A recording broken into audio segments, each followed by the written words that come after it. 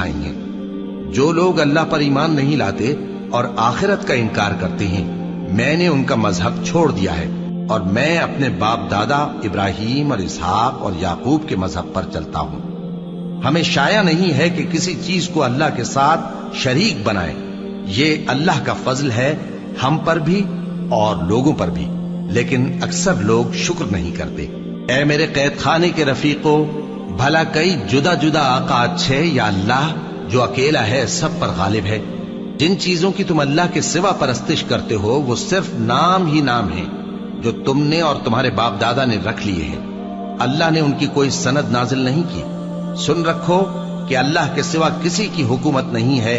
उसने इरशाद फरमाया है कि उसके सिवा किसी की इबादत न करो, यही सीधा दीन है, लेकिन अक्सर लोग नहीं जानते।